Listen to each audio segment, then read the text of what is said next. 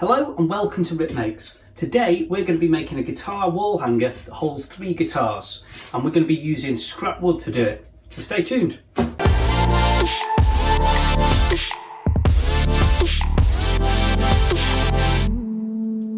Okay, so what we're going to be using for this project is, like I said, some scrap wood. In our particular case, it's scrap pallet wood. So this is a bit of a manky bit of wood, and we're going to turn it into something beautiful. What we're going to be doing is taking its flat form manufactured look, and we're going to carve like a more organic shape into it, sand it all flat and finish it. Then it's going to hold our guitar hangers to the wall. So let's get started. The first thing we need to do is cut this down to size. I've measured where this is going to go, and it's going to be on a chimney breast, so I know that that needs to be 110 centimetres wide. So let's cut this down to size.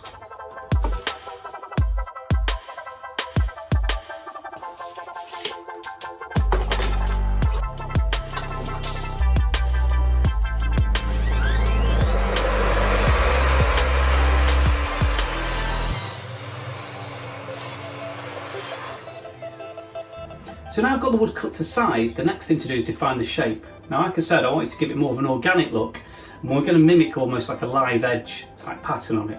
So I'm just going to start drawing that in, really. I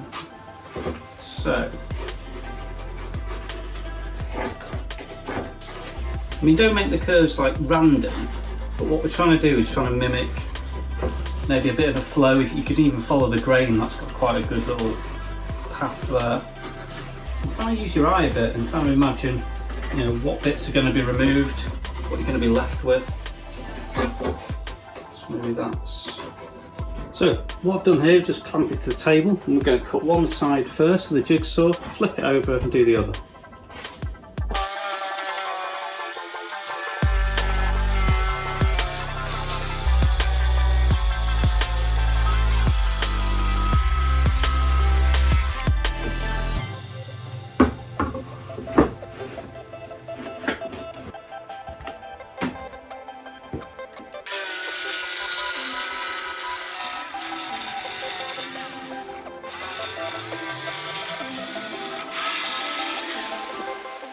So next we're going to start working into this with a round file. What I'm going to be doing is looking for the curves that I've made and start removing material within them, give it a more organic look. Okay.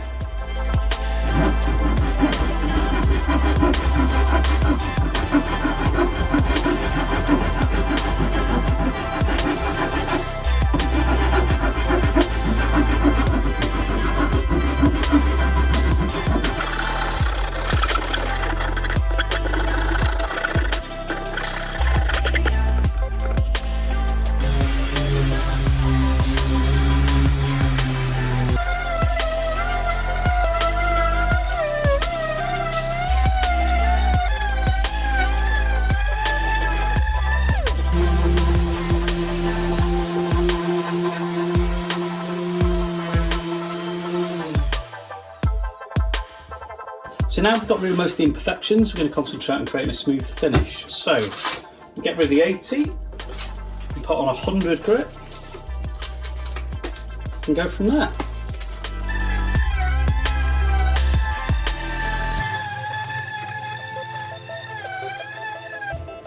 So that's feeling nice and smooth. So the next thing we want to do is to stain it. So I'm just going to put down some sheeting so we don't ruin the workbench, and then we'll get started with that. So the reason I've left this bit is so that when it's drying, we can cover it up and keep the dust off it. So what I've done now is just chose the face that I think is going to be the front. I think that's got the nicest grain. And what we're going to be using is this Johnston's Natural Oak.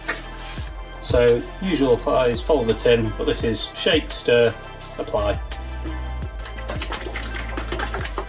Okay, so starting at one end, we're going to go nice even brush strokes, always going in one direction. If you start going like that, you're going to get brush marks on it. So we're going to go all the way from that end to that end in one direction.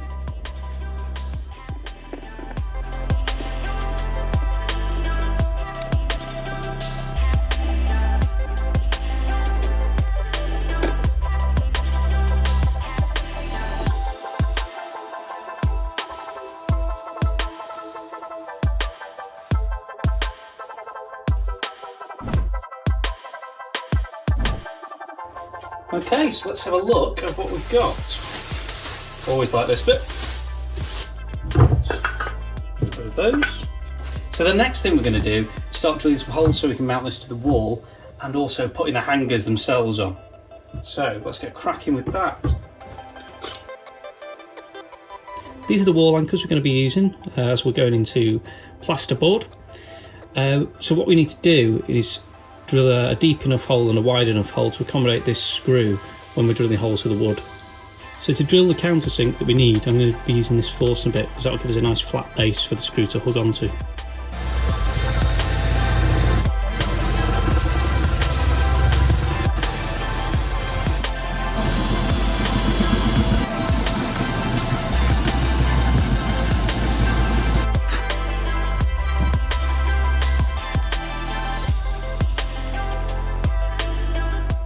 So this is where we're going to mount it. So what I need to do next is mark the wall, get it measured up.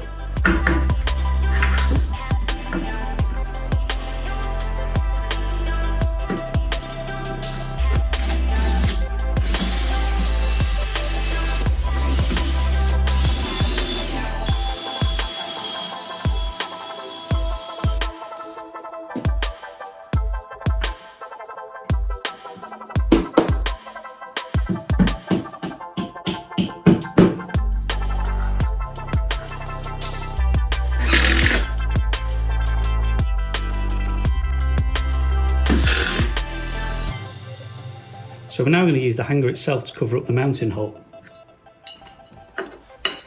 Why not?